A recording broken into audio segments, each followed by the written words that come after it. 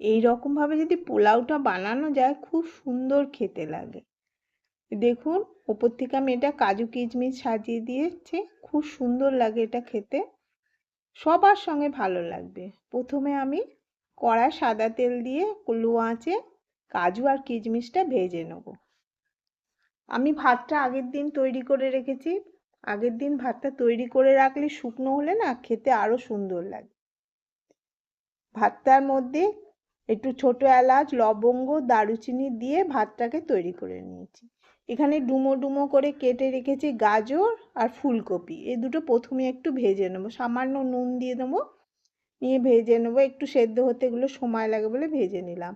মটরশুঁটি দিলাম আর ক্যাপসিকাম দিয়ে দিলাম, দুটো কাঁচা লঙ্কা দিয়ে ভালো করে ভেজে নিয়েছি। এবার ভাতগুলো মিশিয়ে দেবো, একদম লো আঁচে ভালো করে মিশিয়ে নেবো সবজিগুলোর সঙ্গে। অল্প অল্প দেবো আর মিশিয়ে নেবো। এইভাবে যদি পোলাওটা রান্না করা যায় খুব ভালো লাগে খেতে। দেখুন আস্তে আস্তে মিশিয়ে নিচ্ছি, ওপরেও যে যা ভাত ছিল সেগুলো আবার ওপরে দিয়ে দিলাম।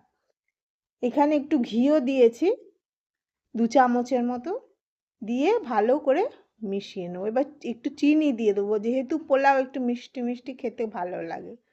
আমি মোটামুটি 3-4 চামচ চিনি মিশিয়ে দিলাম, দিয়ে এটা একদম লো আঁচে করব। চিনিটাও মিশে যাবে, আবার ভাতের সঙ্গে গলেও যাবে, তাহলে সব ভাতগুলো সমানভাবে মিষ্টিটা পাবে।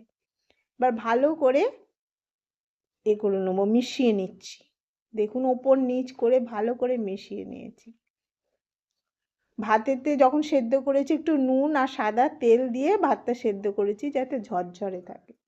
আর আগের দিন করে রাখলে সেই ভাত যদি পোলাও রান্না করা যায় দুর্দান্ত ভালো হয়। পোলাওটা প্রত্যেকটা ভাত আলাদা আলাদা থাকে। এবার উপর থেকে যে কাজু কিশমিশ ভেজে রেখেছিলাম সেটা দিয়ে দিলাম, দিয়ে কিছুটা গোলাপ জল দিয়ে দেব। যেহেতু এটা শাহি পোলাও বানাচ্ছি, সুন্দর একটা গন্ধ আসবে। আমার কাছে কেওড়ার জল ছিল না বলে দিইনি, আপনারা দিতে পারেন। আমি গোলাপ জলটা বেশি করে দিয়ে দিয়েছি, দিয়ে ভালো করে ভাতটা মিশিয়ে নিয়েছি। আমি এখানে 2টো কাঁচা লঙ্কাও দিয়েছি খেতে টেস্ট বাড়বে বলে, আমি চিড়ে দিয়েছি লঙ্কাগুলো। এবার গ্যাসটা বন্ধ করে দিয়ে কিছুক্ষণ দমে রেখে এইভাবে প্লেটিং করে নিচ্ছি।